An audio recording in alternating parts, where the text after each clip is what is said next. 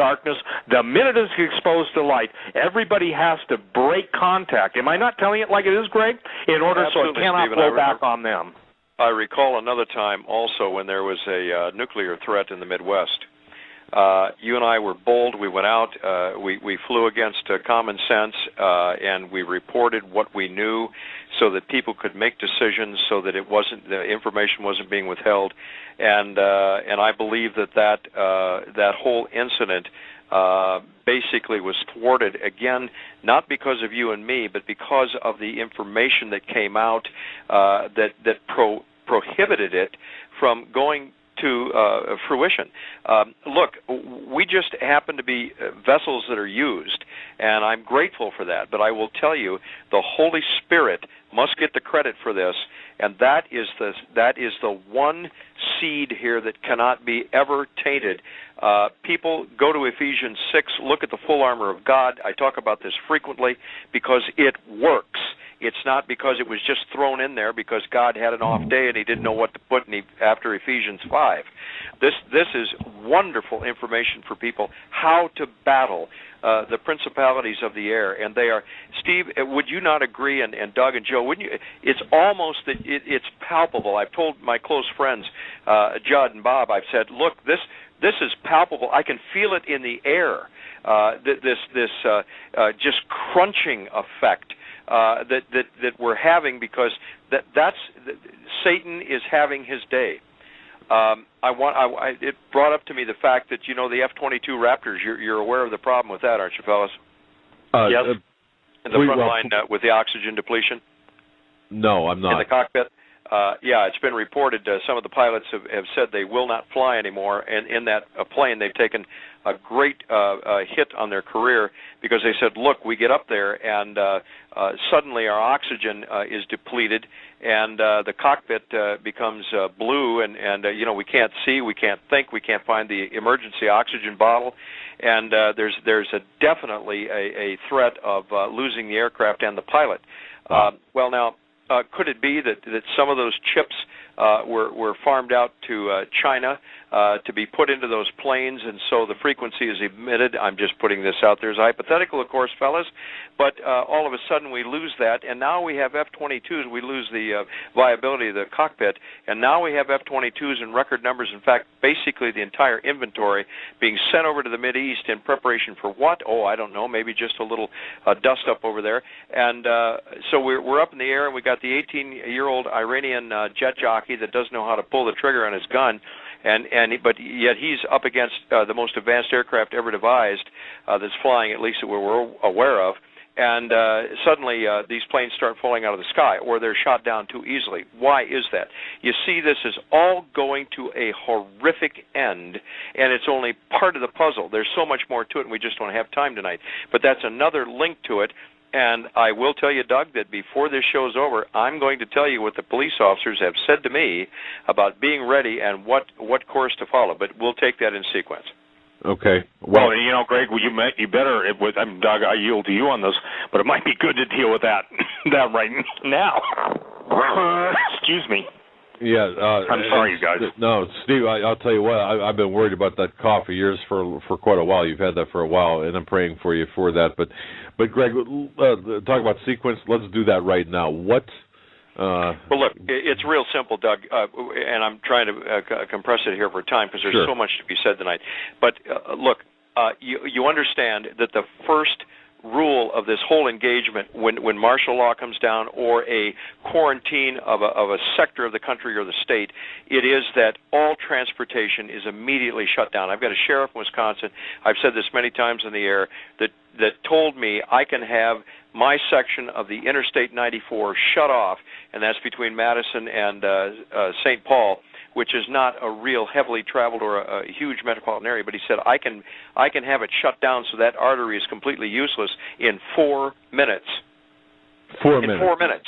Now, these police officers, they know what their plan is. They've been rehearsing it. They've been walking through it. They've been discussing it. They've been refining it. They've been bringing it up to current specs every single week of the year, and they're telling me that you must have, this is where I first came up with it, you must have 2 or 3 alternative routes because they're going to go to the heaviest traveled first, that which takes the greatest flow of traffic. So you must have that state highway or even lower than that, a county road that you can get out on, and you must have points where you can get off the road for a brief period of time. Why?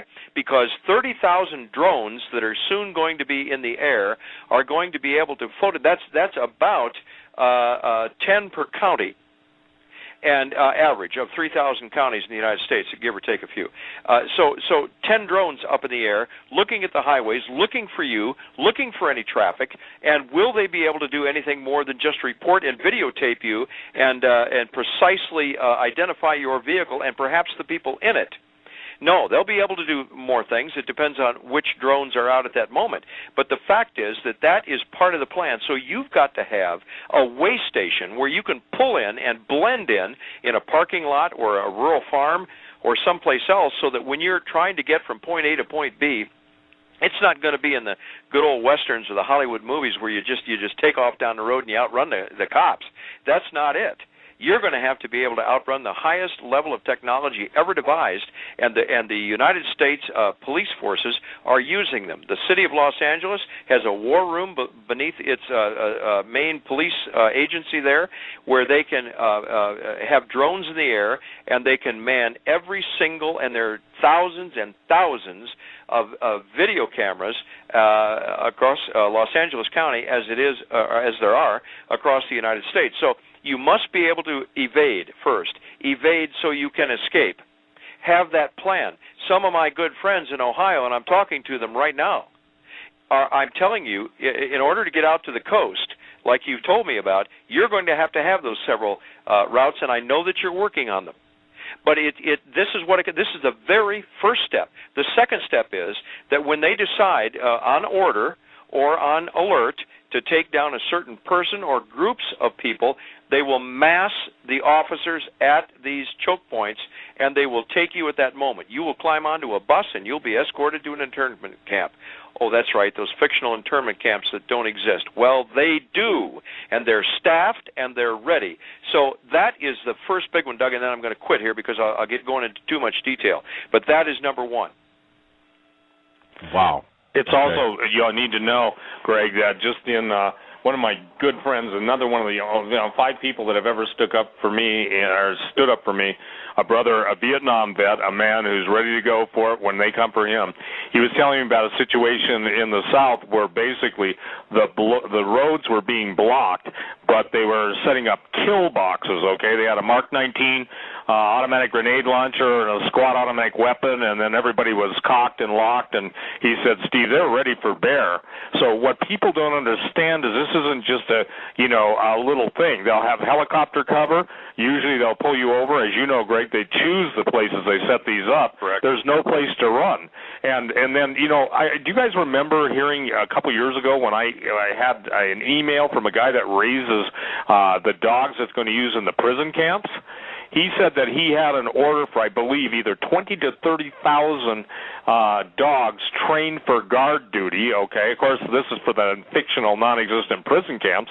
But see, you guys, what they've done is they have disqualified anybody that's telling the truth because just like, for instance, cell phone usage. The reason cell phones are being used so much is it's interesting. MIT, Massachusetts Institute of Technology, has proven that the right ear is the ear that you hear with, that you make moral judgment. Now, there are left-handed people, obviously, but look, they have brain chemistry. They, meaning the devils that are, the Illuminati, they have mind control down to a science. Was there a reason they put in HDTV? Absolutely. Most people will say, I don't believe that. Well, of course, you don't believe it because you're already mind-controlled zombies, which brings me to a point that everyone's got to understand. When the zombie protocol was initiated by the CDC, it wasn't a joke. What they believe zombies will be are those of us who are left alive above, fighting it out amongst ourselves while they all eat Chateaubriand in their 285 deep underground military bunkers just in this country. So the zombie protocol, and I believe there's even a specific, what they call a Zulu, good night, it's a Zulu narrative that tells them exactly what they're going to do.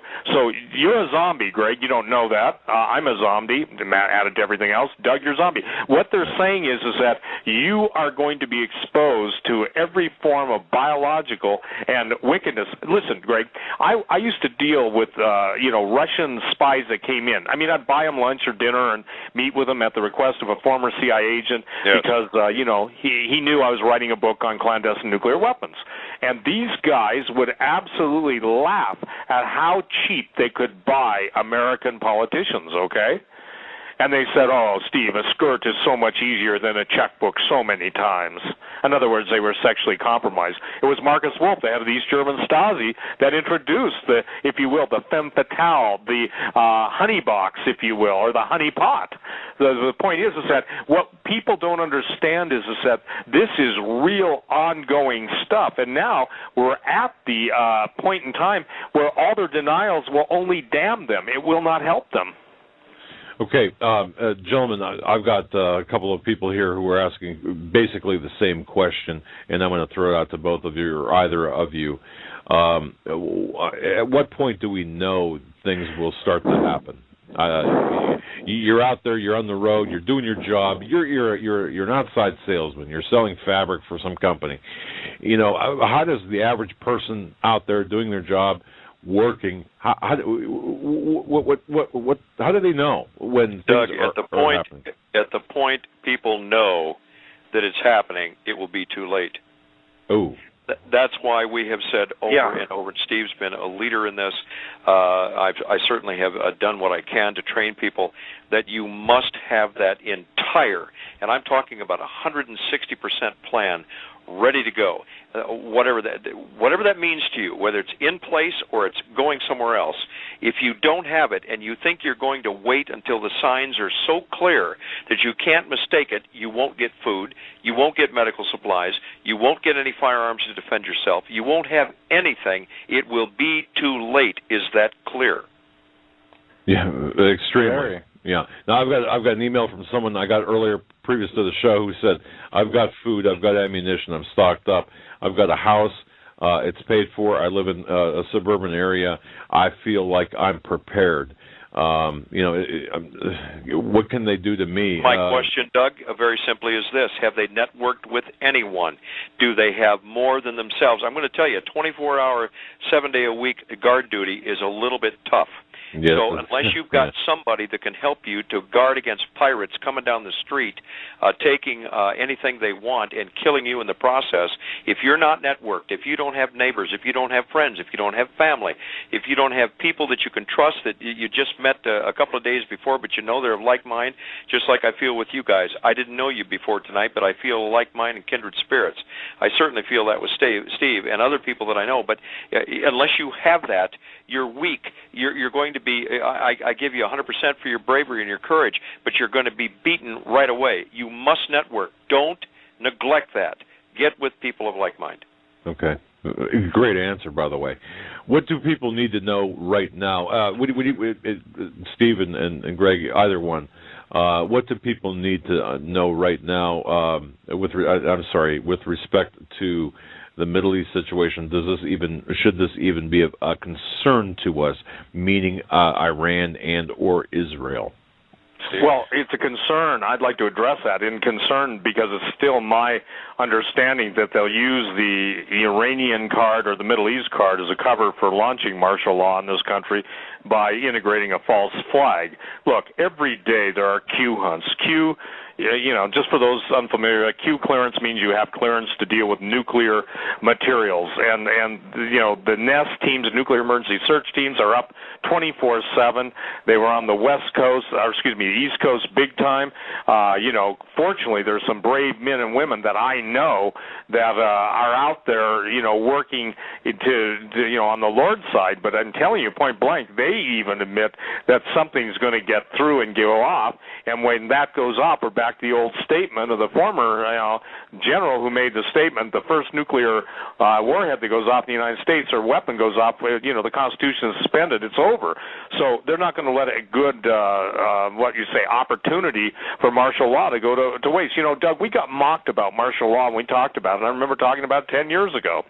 And now it's the order of the day. We've got armed troops, we've got foreign troops, we've got U.S. troops marching down cities, we've got reports of tanks, we've got Bradley fighting vehicles, we've got SWAT teams with state-of-the-art stuff. We got helicopters buzzing people. We've got it all.